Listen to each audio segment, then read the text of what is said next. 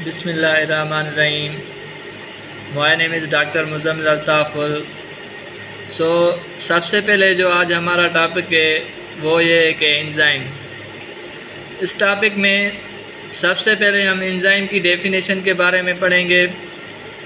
उसके बाद एंजाइम की प्रॉपर्टीज़ को डिस्कस करेंगे।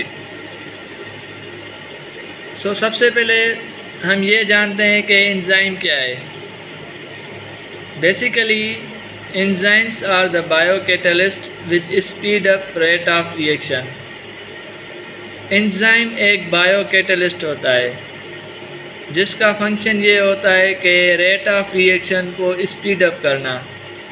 यानी अगर आपसे कोई पूछे कि एंजाइम क्या है, एंजाइम एक बायोकैटलिस्ट होता है। उसका फंक्शन क्या है? उसका फंक्शन ये होता है कि रेट ऑफ रिएक्शन को इंक्रीज़ करना।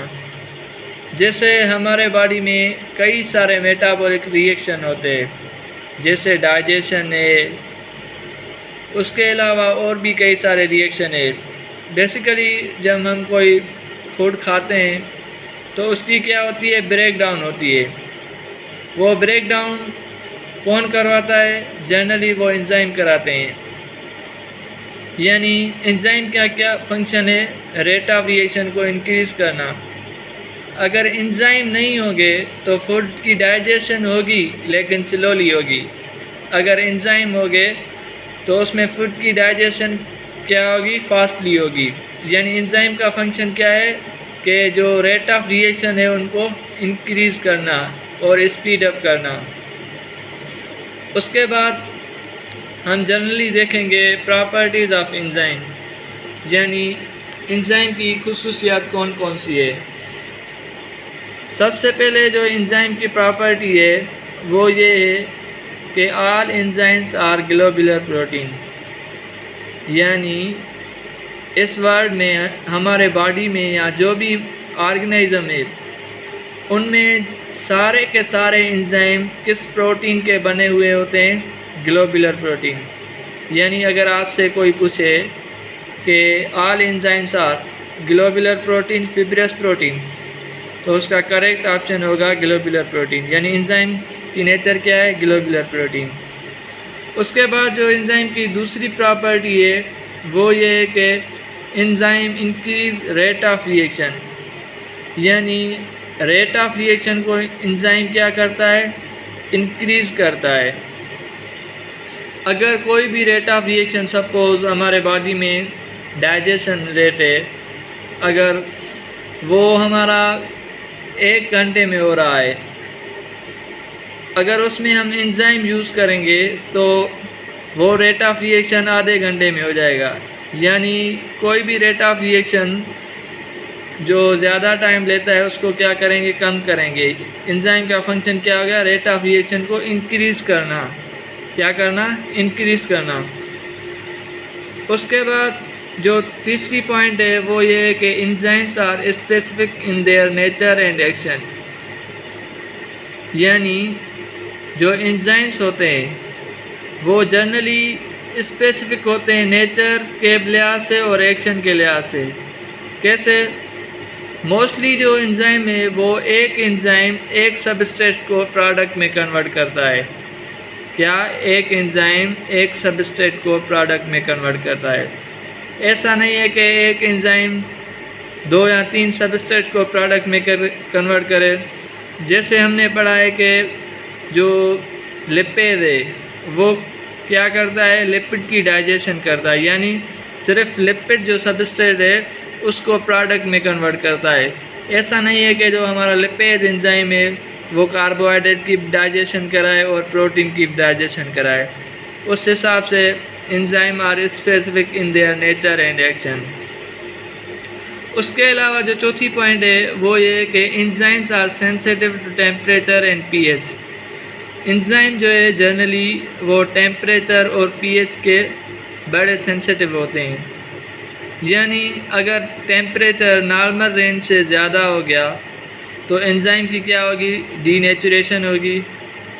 और अगर टेम्परेचर कम हो गया तो क्या होगा? एंजाइम इनएक्टिव हो जाएंगे। ऑप्टिमम टेम्परेचर पे क्या करेंगे, मैक्सिमम एक्टिविटी परफॉर्म करेंगे। इसलिए हम कहते हैं कि enzyme are sensitive to temperature and pH, यानी जो ऑप्टिमम टेम्परेचर है उस पे ही एंजाइम मैक्सिमम फंक्शन परफॉर्म कर सकते हैं। उसके बाद अगर पीएच ऑप्टिमम होगी तो एंजाइम क्या करेंगे, मैक्सिमम एक्टिविटी परफॉर्म करेंगे। मुख्तलिफ एंजाइम की डिफरेंट पीएच रेंज होती है। अगर पीएच नॉर्मल से ज़्यादा है तो उसमें क्या होगी कि एंजाइम के अंदर जो बॉन्ड्स होती है, एक्टिव साइड में बॉन्ड्स होती है, उनकी ब्रेक डाउन होगी। उसके नतीजे में एंजाइम डीनेचर हो सकते हैं। उसके बाद enzyme does not affect the nature of product. Generally जो एंजाइम्स हैं वो प्रोडक्ट की नेचर पे कोई भी अफेक्ट नहीं करेगा, यानी जो प्रोडक्ट होगी वो ही रहेगी। ऐसे नहीं है कि कार्बोहाइड्रेट की जगह लिपिड आ जाएगा। उसके बाद enzyme can be use at again and again. Enzyme again and again use होते हैं। जैसे इसका बेस्ट एग्जांपल ये है कि हमारे घर में जब बर्तन में हम खाना खाते हैं तो वो बर्तन हम बाहर नहीं फेंक देते, उसको क्या करते हैं, बर्तन को वॉश करते हैं फिर यूज़ करते हैं। ऐसे भी enzyme again and again use होते हैं, जैसे हमारे घर में बर्तन अगेन एंड अगेन यूज़ होते हैं। उसके बाद enzyme catalyse mostly one reaction. जो एक एंजाइम है वो मोस्टली एक ही रिएक्शन पे कंट्रोल करता है। ऐसा नहीं है कि एक enzyme more than one reaction पे कंट्रोल करे, ऐसा हरगिज़ नहीं होगा। है एक्सेप्शन केस में, लेकिन मोस्टली जो है one enzyme control the one reaction. उसके बाद जो लास्ट पॉइंट है वो ये है कि before and after reaction remain same.